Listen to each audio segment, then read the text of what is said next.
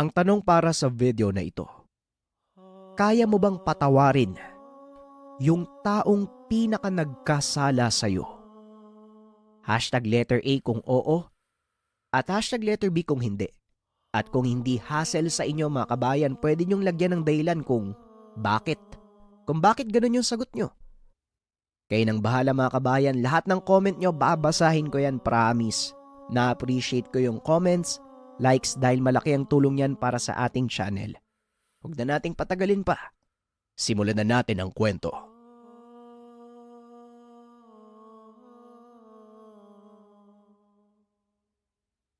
Ang kwentong ito ay hango sa totoong buhay. Mula ito sa isa nating kabayan na itago na lang natin sa pangalang Gaston.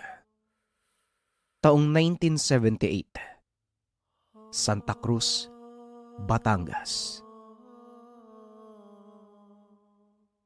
Nang mga panahong ito, kakaluwas pa lang ni Gaston sa Maynila, tubong antike.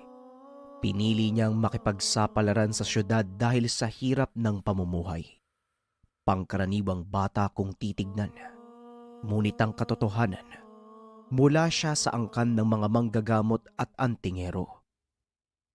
Ang kanyang ama ay kilala bilang mahusay na albularyo sa kanilang lugar. Samantalang ang kanyang ina naman, mula sa lahi ng mga babaylan. Ipinanganak si Gaston na may likas na kakayahang magpagana ng mga dasal.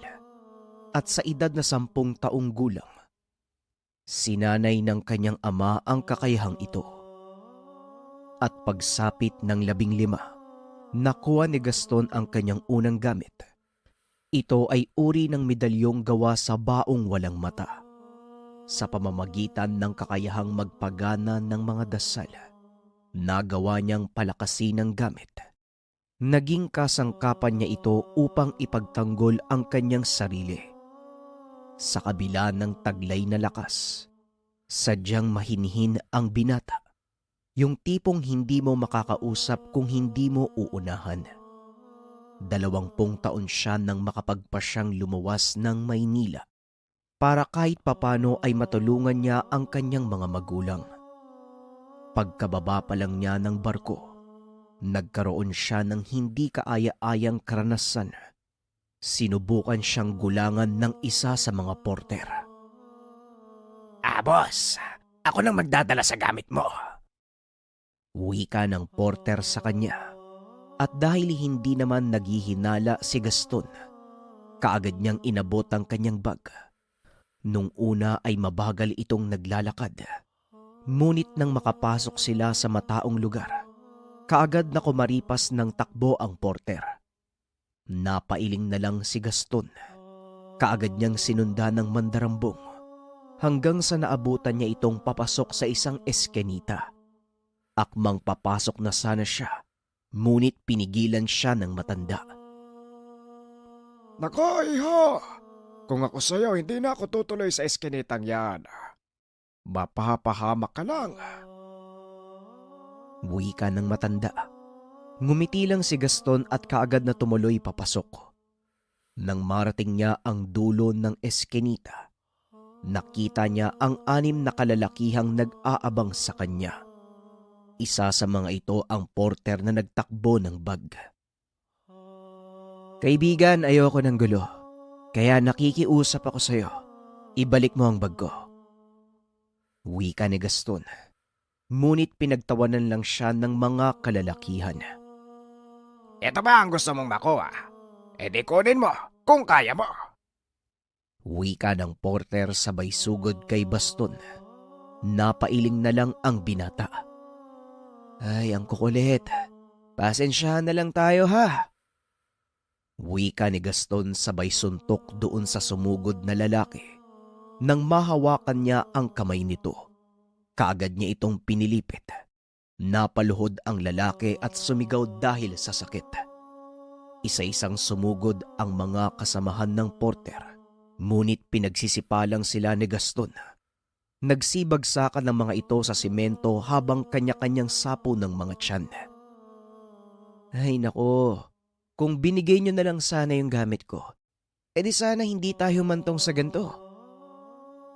Wika ni Gaston sabay dampot ng kanyang bag.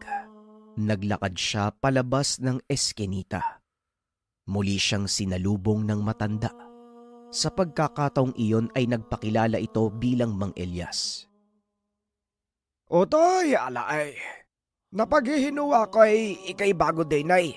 Baguhan ka sa Batangas ano? Ay siya nga pala Elias ang pangalan ko. Ay ikaw ba'y meron ng matutuluyan din ay? Wika ng matanda at kaagad namang tumugon si Gaston. Wala pa po manong eh. Nagbabaka sakali akong makahanap ng trabaho dito sa Maynila. At saka, tugon ng binata. Ngunit hindi niya na ituloy ang sasabihin dahil tumawa si Mang Elias. Hala ay, Maynila ba ka mo, abay utoy? Ikay naliligaw. Ay Batangas ring binabaan mo. Bakit ikay bumaba ng barko ng alanganin? Wika ng matanda habang tumatawa. Po, Batangas?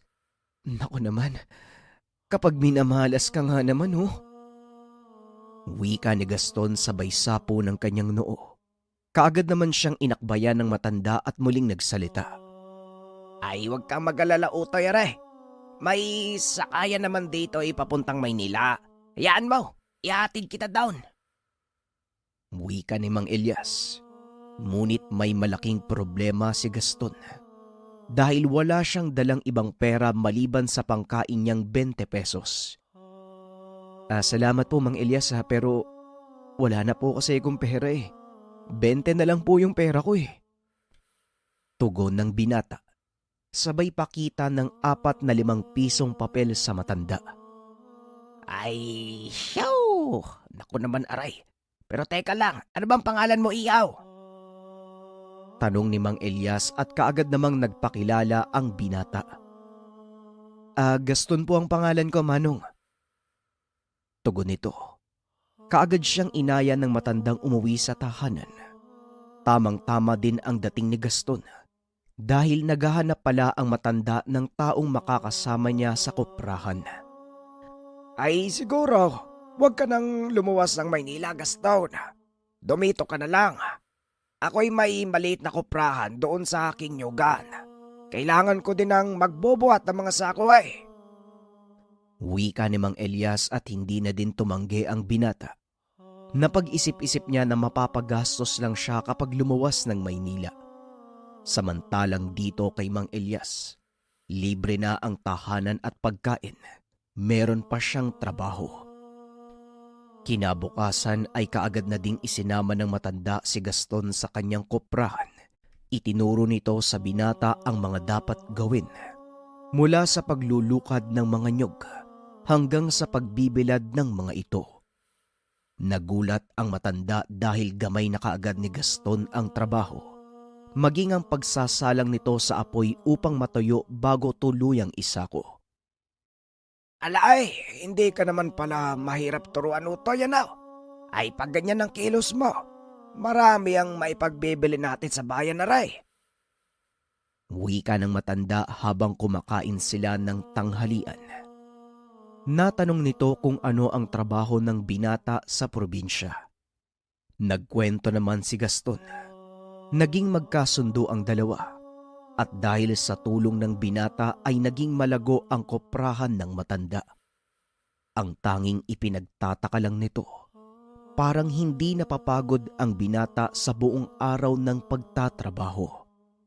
Sa umaga ay naglulukad ng mga bunga ng niyog at pagdating ng hapon hanggang gabi, nagsasalang siya ng mga nalukad na bunga sa apoy. Maging ang pagbubuhat ng mga isinasakong kopra ay hindi inaatrasan ni Gaston. Pinapasan niya lang ang 2 sako mula sa mismong koprahan hanggang sa bayan. Abay Gaston, ay baka naman ay makuba ka niyan sa ginagawa mo. Ay dahan-dahan lang sa pagbubuhat aray, hindi naman tayo nagmamadalay. Wika ni Mang Elias ngunit hindi nagpapigil ang binata. Ang kanyang dahilan, kailangan nilang kumita ng pera upang makabili ng kalabaw na maaari nilang magamit sa paghakot. Sa paglipas ng panahon, Hindi na naging iba ang turing ni Mang Elias kay Gaston dahil mag-isa na din sa buhay ang matanda. Naging anak-anakan niya si Gaston. Itinuring din siyang tatay ng binata. Ang buong akala nila ay magpapatuloy ang maayos na buhay. Ngunit sa hindi inaasahang pagkakataon, nagkaroon ng hindi pangkaraniwang engkwentro si Gaston. Kakatapos niya palang maghakot ng mga naisakong kopra at habang nagpapahinga, isang lalaki ang dumaan sa kanyang harapan. Saktong nakapatong sa lupa ang kanyang iniinom na soft drinks at sinipa ito ng lalaking dumaan.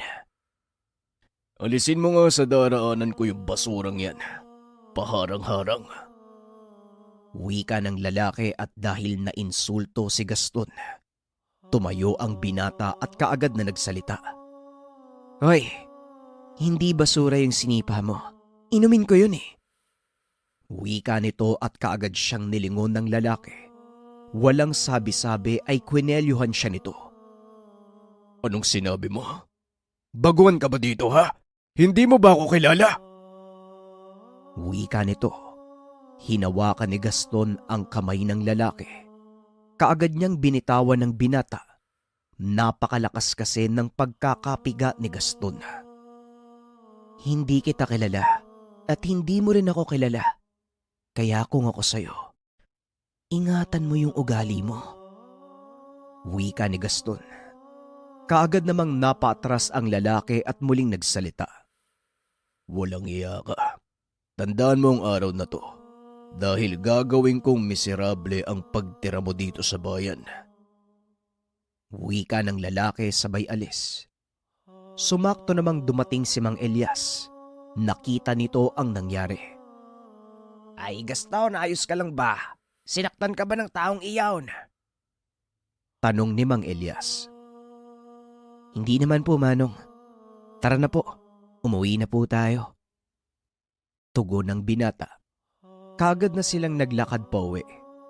Habang nasa daanan ay napapansin ni Gaston na balisa ang matanda. Kaya naman kaagad niya itong tinanong kung ano ang problema. Manong, may problema po ba? Napapansin ko po kasi na balisa ka eh. Tanong ni Gaston at kaagad namang nagkwento ang matanda. Ayon sa kanya, ang lalaking nakaharap niya ay si Elmer. Anak ito ng isang kilalang mambabarang sa lugar. At meron ding usap-usapan na ang nanay niya ay nagmula naman sa lahi ng mga aswang. Ngunit imbis na matakot ay natawa lang si Gaston. Nako Manong, kung ano man ang pinagmula ng taong yon, hindi po ako natatakot sa kanya. Kung hindi niyo po na itatanong Manong, manggagamot po ang nanay at tatay ko. Wika ni Gaston.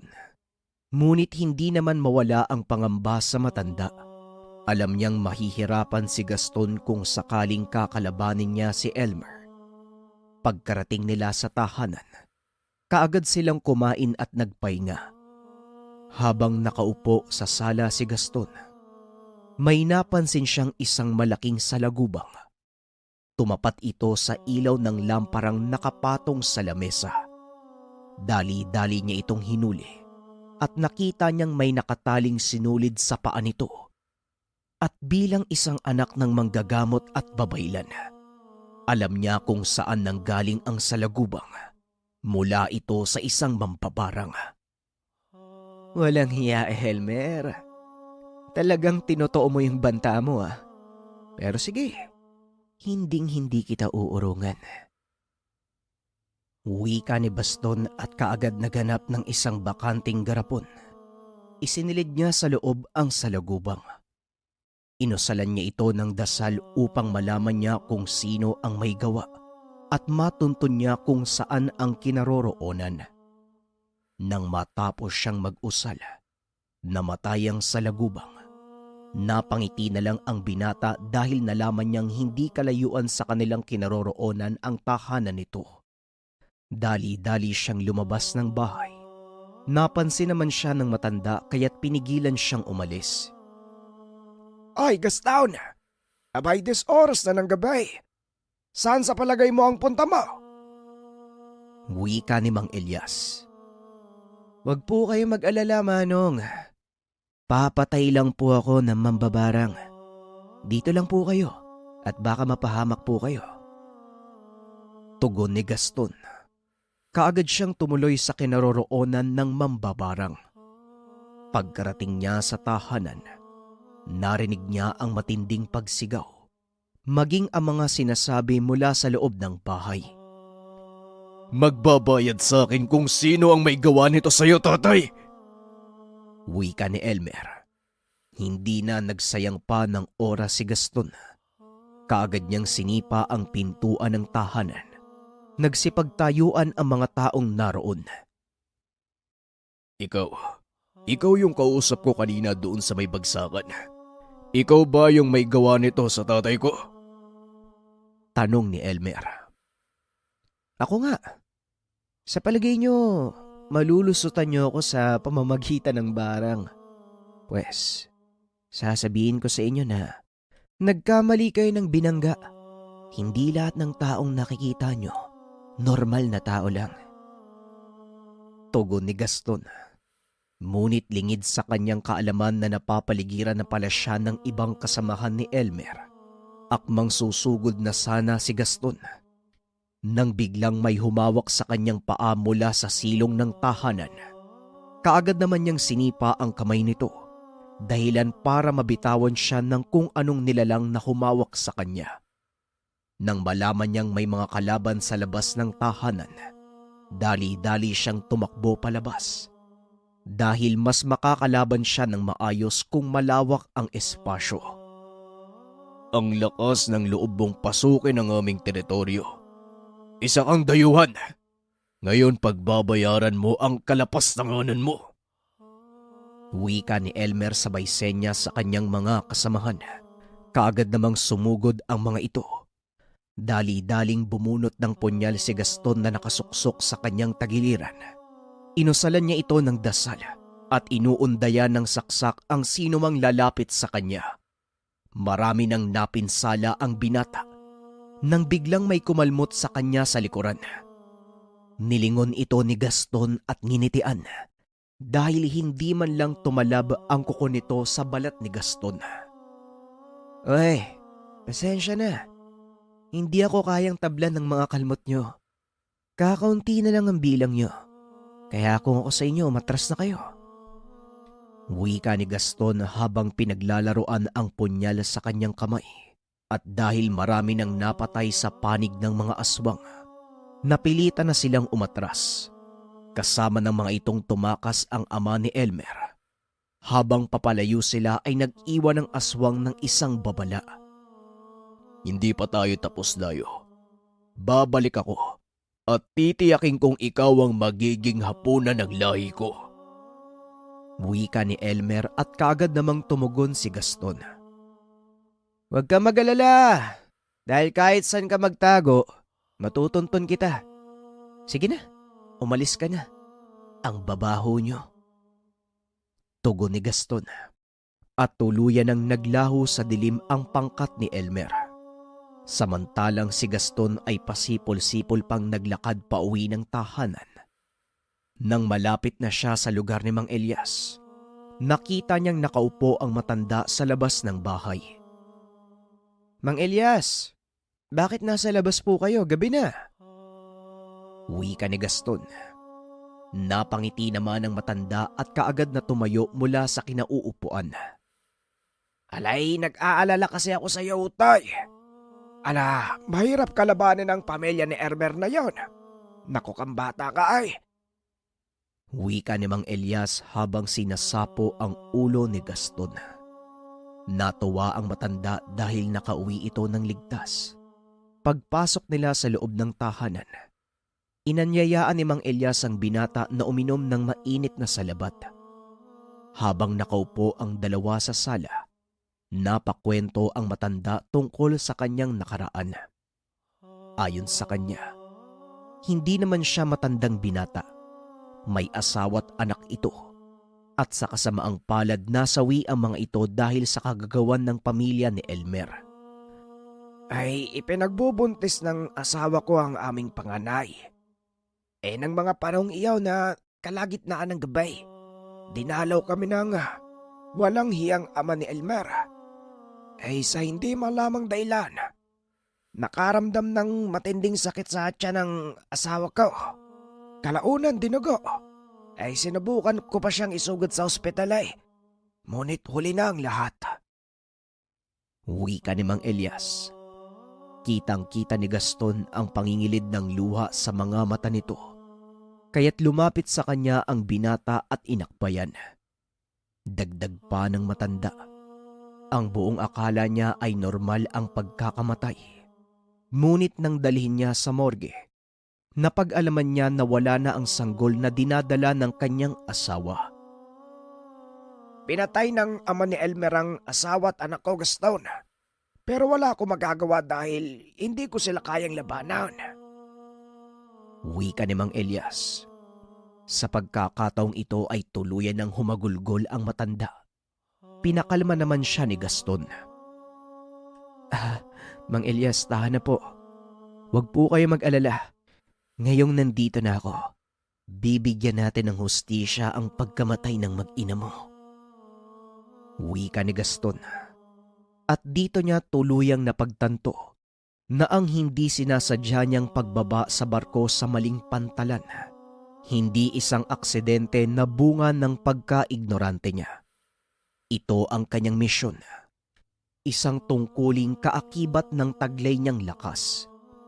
Ipinangako ni Gaston sa kanyang sarili na tutugisin niya ang pamilya ni Elmer at pagbabayarin ito sa ginawa nila sa matanda. Kinabukasan, kaagad nagpaalam si Gaston kay Mang Elias na magpupunta sa koprahan upang magtrabaho.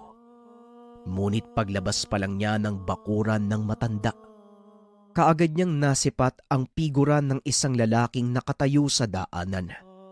Medyo madilim pa ng sandaling iyon dahil hindi pa gaanong sumisikat ang araw. Nang makilala niya kung sino ang lalaki, kaagad niyang sinabihan si Mang Elias na wag lalabas ng bahay. Dali-dali siyang tumakbo para puntahan ng lalaki. Kaagad itong lumayo nang makita niyang papasugod si Gaston sa kanya. Alam ni Gaston na siya ang pakay ng lalaking iyon at nangangamba ang binata dahil nakita ng lalaki na kasama niya si Mang Elias. Binilinan niya ang matanda na umalis muna ng tahanan at sa koprahan mamalagi. Mas ligtas kasi doon sa lugar dahil liblib ang buong paligid. Walang ibang nakakapunta maliban kay Mang Elias. Ngunit habang nagmamadali silang umalis ng tahanan ng matanda, nakasalubong nila ang pangkat ni Elmer. Wala nang pagpipilian si Gaston kung hindi labanan ang mga ito upang iligtas ang buhay ni Mang Elias. Manong, wag po kayong aalis sa likuran ko. Ipagtatanggol ko po kayo kahit anong mangyari. Wika ni Baston at kaagad na bumunot ng punyal. Inaantay niyang sumugod ang mga nilalang na nakapalibot sa kanila. Ngunit sa halip na sumugod ay umatras ang mga ito at tanging si Elmer lang ang naiwan sa gitna. Huwag kang mag-alala, Dayo. Hindi namin gagalawin ng matanda. Ikaw lang ang pakay ko at lalabanan kita ng patas. Wika ni Elmer. Sinabihan niya ang mga kasamahan na huwag makikialam. Inutusan ni Gaston si Mang Elias na magtago sa isang puno. Sumunod naman ang matanda. Nang matiyak ni Gaston na malayo na ito sa kanya, kaagad siyang nag-usal ng pandepensa habang hawak ang kanyang mutya ng baong walang mata. Napaluhod ang lahat ng kasama ni Elmer dahil sa lakas ng presensya ni Gaston. Maging si Elmer, bahagya ding napaatras nang maramdaman niya ang napakainit na aura ng binata. Laking gulat ni Elmer dahil bigla na lang nawala sa paningin niya si Gaston. At nang maramdaman niya uli ang presensya nito, nakatayo na ito sa kanyang likuran. Isang malakas na suntok ang tinanggap niya mula sa binata, dahilan para sumubsob siya sa lupa. At nang akmang babangon pa sana, bigla naman siyang tinadyakan ni Gaston. Kitang-kita ang panggigigil ni Gaston sa kanya. Sunod-sunod na suntok, sipa at hambalos ang natanggap ni Elmer mula sa binata hanggang sa hindi na ito makakilos. Hinawakan ni Gaston ang kanyang buhok at marahang itinayo. Hoy, hindi ang mga kagaya mo ang magpapatumba sa akin. Mapaaswang ka pa o mambabarang. Hinirang ako ng amang may lika. Pinagkalooban ako ng pambihirang kakayahan para apakan sa ulo ang mga ulupong nakagaya mo. Wika ni Gaston sabay gilit sa liig ni Elmer. Nagsigawan naman ang mga kasamahan nito. Nilingon sila ni Gaston at akmang lalapitan. Nang biglang humarang ang isang matandang lalaki. Ito ang ama ni Elmer. Tama na binata. Sumusuko na kami. Napatunayan mo na ang kapangyarihan mo. Kung maaari, hayaan mo na kami makaalis sa lugar na to. Kung ano man ang maling nagawa ng angkan ko, patawarin mo kami. Wika nito at kaagad namang tumugon si Elmer. Hindi kayo dapat sa akin humingi ng kapatawaran, kundi kay Mang Elias, dahil sa pagpatay niyo sa kanyang pamilya. Kung tutuusin, lahat ng dahilan na sa akin para patayin ko kayo. Pero ibibigay ko na kay Mang Elias ang desisyon. Kung ano man ang maging pasya niya, kaagad akong tatalima. Tugon ni Gaston. Lumabas mula sa pinagkukublian niyang puno si Mang Elias at nagsalita. Ay alam mo Gaston, lahat ng nilalang ay may karapatan para sa ikalawang pagkakataon. Kung nagkamali man ang isang nilalang, ay natural lang yon. Walang perpekto sa mundo ito. At kung humingi man ng kapatawaran, kahit ang pinakamasamang uray, ipagkakaloob mo ang kapatawaran. Dahil dito lang magkakaroon ng tunay na kapayapaan. Ang dahas ay papalitan lamang ng dahas. Ngunit ang kapatawaran, maaari itong magbunga ng isang magandang kinabukasan. Wika ni Mang Elias. Nagulat si Gaston nang bigla na lang magsipagluhod ang mga aswang sarap ng matanda. Hindi lubos akalain ni Gaston na ganong kalawak ang pag-iisip ni Mang Elias. Umabot pa sa puntong kahit ang mga nilalang na pumatay sa kanyang pamilya ay nagawa niyang patawarin. Matapos ng araw na yon, nagpatuloy ang payapa nilang pamumuhay. Mas lumago ang kanilang negosyo at lahat ng kanilang natatamasang yaman, nagbibigay din sila ng tulong sa lahat ng mga nangangailangan. Isang bagay ang pinaka natutunan ni Gaston kay Mang Elias. Ito ang magbigay ng kapatawaran ng buong puso at walang pag-aalinlangan. At kapag ginawa mo ito, magsisilbi itong punla sa ating mundo na magbubunga ng kapayapaan sa mga darating na panahon. Maraming salamat sa pakikinig ng ating kwento mga kabayan. Muli, abangan natin ang mga susunod na kwento dito sa ating channel. Maraming salamat. #kwentongbayan. Paalam.